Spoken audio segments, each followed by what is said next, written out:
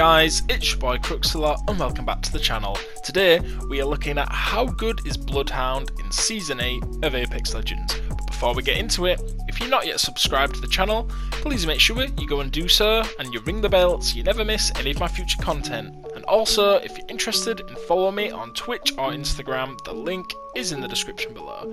Okay, ladies and gents, let's jump straight into this. So, first of all, I'd like to say apologies. I haven't been particularly active over the last 2 or 3 weeks. I've been working some of the most awful shift patterns I've ever worked in my entire life. But don't worry, we are back now. I'm sure you guys don't want to hear me complain about work. We are here to talk about Bloodhound. So, what makes Bloodhound such a great legend in Apex Legends Season 8, and why should you guys be picking him, and what kind of tips and tricks should you pick up from this video and learn along the way to get some high damage and high kill games. So guys, we're going to start off with his ability, with his skill set. We start with his tactical ability, Eye of the Allfather. It has a 25-second cooldown and it briefly reveals enemies, traps and clues throughout all structures in front of you. Essentially, this has been nicknamed the wall hack, similar to cheats on other games, where literally you scan through walls and can see enemies and traps and everything. It gives you so much information, not just for you but for your team, and it is such a key part of his kit, or their kit should I say, as Bloodhound is actually a non-binary character, so apologies if I've said he up to this point so far, but Bloodhound is a really awesome character. This is your bread and butter. You want to be using this on a regular basis, scanning through walls whenever you can. Now, I like to use this in a defensive way, so we'll talk about his ultimate later on, but I use his ultimate aggressively, and I use this just for kind of recon, as it probably should be used. It gets a bit beefed up later on whilst you're using his ultimate, but when your ultimate is in cooldown, I use it literally just to get the lay of the land, see where enemies are, and all that good stuff. Then we move to his passive ability, which is called Tracker.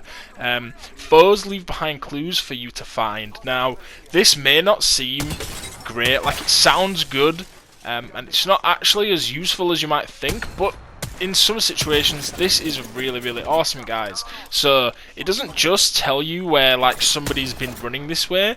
It tells you so much things, so much information about key information, guys. It tells you things from footprints, telling you an enemy's passed through here, or an enemy slid through here, or an enemy's mantled over a ledge, or an enemy's jumped down or landed here, an enemy's taken a zip line, enemies have been firing weapons, grenades have been thrown here, enemies have taken damage, people have been healing here, a downed enemy's crawled through here, somebody's entered phase, somebody's left phase, somebody's used Nox gas traps here, somebody's used Watson fences here, enemies dropped items, care packages have been opened. It tells you so much information, guys. Honestly, this is really useful.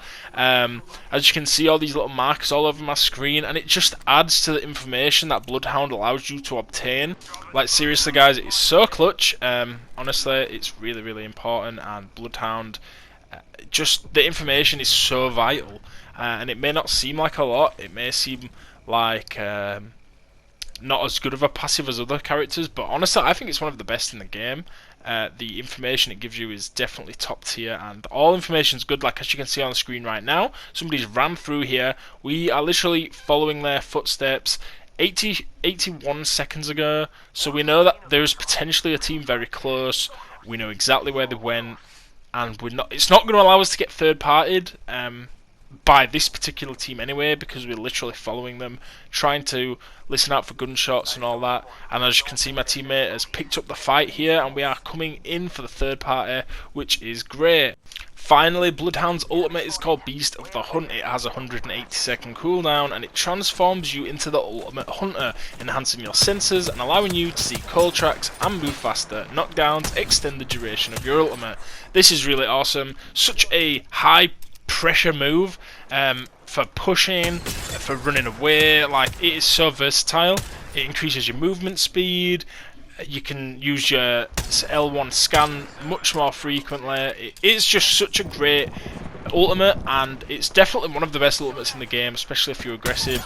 It allows you just to absolutely turn it on in an instant. As you can see now, we're just like literally supporting our team, but our other teammate goes down. The second teammate actually gets shredded in a minute, and I'm just there with the backup just to laser that guy and kill the Wraith. Finish, we get the squad wipe, and we get our teammates up. So now we'll jump into like the actual gameplay and what you guys should be doing with Bloodhound and how you should be utilising their kit. First of all, the scans I use defensively, as mentioned earlier, just so before I go into a fight I know exactly where enemies are. This isn't Call of Duty, there isn't like Ghost where it won't let them show up on your scan. It literally shows everybody, regardless of what character they are, so super important, and knowledge is key, guys, especially in a game like this. We almost get surprised by a Gibby. We managed to deal huge damage to him, and my teammate actually gets the last hit and gets them down. But you'll see in a minute just how important Bloodhound is to the team. Like the information that they give you. I know I keep going on about this word, information, but seriously, guys, the information that Bloodhound allows you to have access to is so vital. It is a huge part of the reason why I play them. Simply because my teammates like Fuse or Octane or sometimes Bangalore and Lifeline, sometimes Caustic, and as you can see, none of those legends really provide any information at all. Caustic can sometimes provide information saying like, oh, somebody tripped my gas trap over there, that means they're behind us or whatever, but no out and out information seeker there to allow you just to get a better understanding of what's going on, the positions of your enemies, and kind of like navigating the circles. Also, something I haven't mentioned is that because Bloodhound is a recon class, they can actually scan survey beacons just like Pathfinder used to be able to do. I mean, he can still do it, but it used to just be his thing. Now Crypto, Bloodhound and Pathfinder can scan these beacons, and this is really good information. Like I said before, it tells you where the circles are going to be, especially if you can get it near that final circle. That can be so clutch sometimes.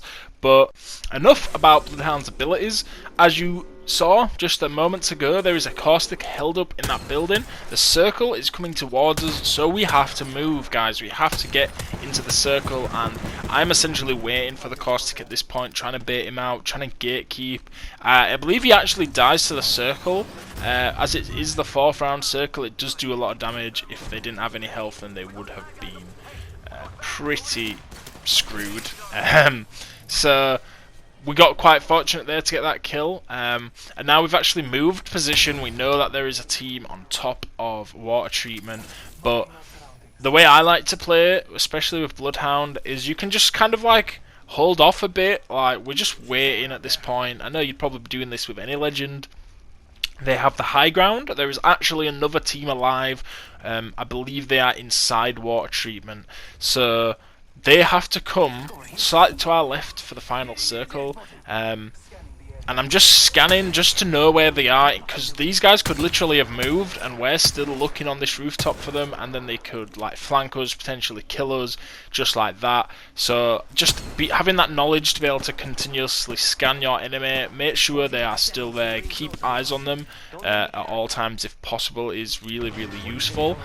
But I actually just messed up moments ago when I used my ultimate. I should have saved it for this last circle, 34 seconds. I misinterpreted the push, so we do not have the ultimate, which actually ultimately leads to potentially our downfall. Although there is some questionable positioning with my teammates. But you'll actually see, so the 30-30 repeater is the brand new weapon in Season 8, and my god, is this gun amazing for damage. This gun allows you to just crack guys left and right.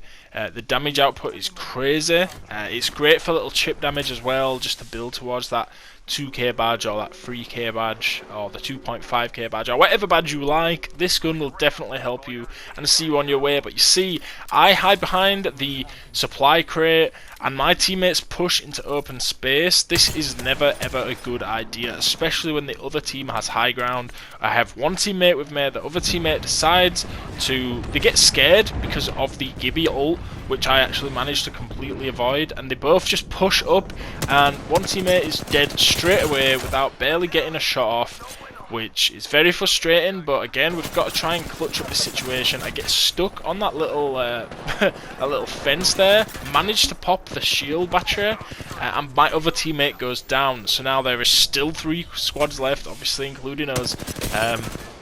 But there's just no chance. Like, look, they're all fighting each other, but I'm barely taking damage, managing to get some huge shots off. The Gibby gets grenaded, managed to one-mag this Mirage.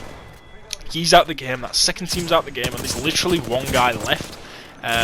And we managed to do like significant damage to them, but unfortunately we actually end up dying, guys, and we come second, but we get a huge amount of damage, and that was very, very unlucky.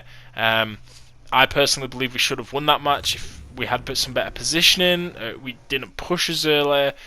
We could have definitely done better in that match. But I hope you enjoyed the video, guys. If you guys learn anything from this video, that is absolutely great. I hope you guys can become better Bloodhounds and get some really good high kill and high damage games. In my personal opinion, I think Bloodhound is one of the best legends in the game at this point. Their skill set is absolutely amazing, synergizes really well no matter who's on your team, and it really just is a critical part of your team and is a hugely useful character.